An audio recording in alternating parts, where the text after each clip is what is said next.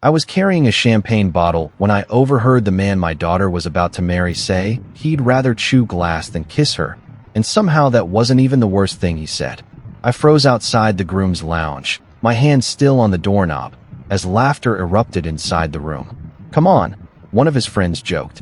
"If Emily disgusts you that much, why are you marrying her?" My future son-in-law, Noah, didn't hesitate. "Because her father is worth more than I'll ever make in my lifetime," he laughed. "I can fake being in love for another year. After that, half of everything belongs to me." More laughter followed. Then someone asked if he at least found my daughter attractive. Noah replied, "I'd rather chew glass than touch that cow." My legs nearly gave out beneath me. Emily wasn't just my daughter. She was my entire world.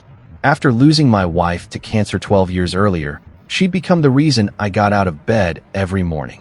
She had spent 3 years believing Noah loved her for exactly who she was, while he had apparently spent those same 3 years calculating the value of my estate. Every instinct in my body screamed at me to burst through that door and throw him out myself, but anger would only warn him. Instead, I quietly walked away before anyone noticed me. 10 minutes later, I found Emily greeting guests with the brightest smile I'd seen in years. She ran over and hugged me. "Dad?"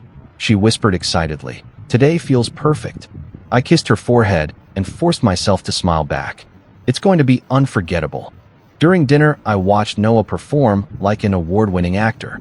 He held Emily's chair, kissed her hand, thanked me for treating him like a son, and even stood to give an emotional speech about spending the rest of his life protecting the woman he loved.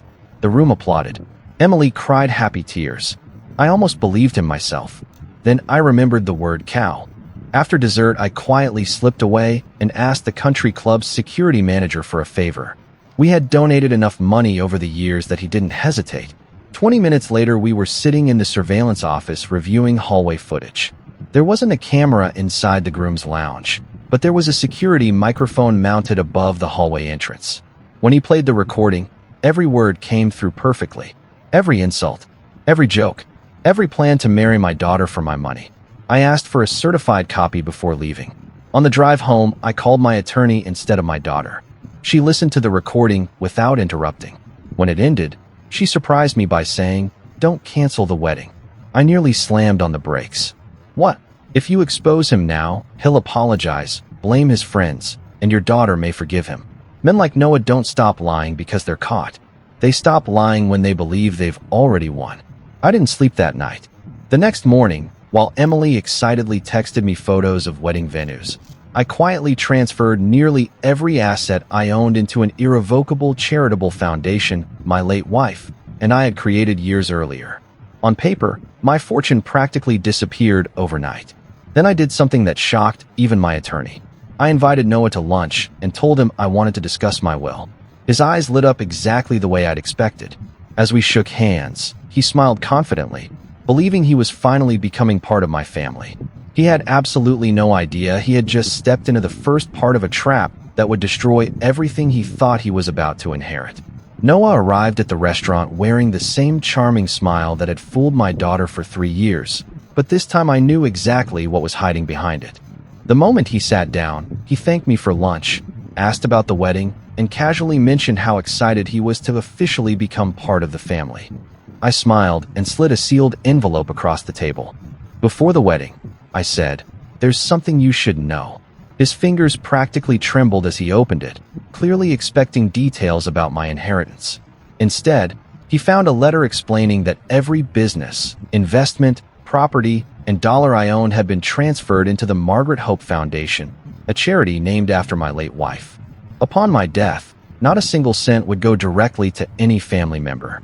Instead, Emily would receive a comfortable annual salary for life as the foundation's director, but she would never personally own the assets or be able to transfer them to a spouse. I watched Noah's smile slowly disappear. He tried to hide it, but for the first time since we'd met, I saw genuine panic in his eyes. "That's unexpected," he muttered. I leaned back and calmly replied, "Money has ruined too many families. This way, no one marries into wealth." He forced a laugh, but I noticed he barely touched his food after that. 3 days later, Emily called me in tears. Noah had suddenly insisted they sign a prenuptial agreement. Not to protect her, but but to protect himself. According to him, marriage should be about love, not money. The hypocrisy almost made me laugh. Emily was confused because Noah had always dismissed prenups as insulting. Now he refused to marry without one. I encouraged her to listen carefully instead of arguing. That evening she met him at a cafe, and by pure coincidence, or perhaps fate, one of my oldest friends was sitting only 2 tables away. When Noah thought no one was paying attention, he angrily told Emily, "Your father changed everything. This isn't the future we agreed on." Emily frowned. "What future?" Noah immediately realized his mistake, but it was too late. He stumbled through excuses before storming out. That was the first crack in the illusion. Instead of confronting him, Emily came straight to my house. She looked exhausted. "Dad, is there something you're not telling me?" I took a deep breath, connected my laptop to the television, and played the security recording from the engagement party. The room became painfully silent. She listened to every cruel joke, every insult, every disgusting comment about marrying her for my money. By the time Noah's voice said, "I'd rather chew glass than touch that cow," my daughter was crying so hard she could barely breathe. She didn't scream. She didn't throw anything. She simply removed her engagement ring, placed it on my coffee table, and whispered, "I can't believe I begged this man to love me." I held her while she cried, and for the first time since her mother died, I wished I could take someone else's pain and carry it myself. The next afternoon, Noah showed up at our house with flowers, tears, and a rehearsed apology. He claimed it had all been a joke. He blamed alcohol. He blamed his friends. Then Emily opened the front door, handed him the engagement ring, and quietly said, "The only joke was believing you loved me." Before he could answer, one of his own friends stepped out from a car parked across the street. He walked over, looked Noah in the eye, and said, "Stop lying. You said those things dozens of times." Noah's face turned white. His own friend had finally grown tired of covering for him. Without another word, Noah walked back to his car and drove away. Months later, Emily returned to the country club, not as a bride, but as the keynote speaker at a charity gala raising millions for young women pursuing higher education. As I watched her standing confidently on that stage, I realized the greatest revenge had never been exposing Noah. It was watching my daughter discover that her worth had never depended on one dishonest man's opinion. Noah thought he was chasing my fortune.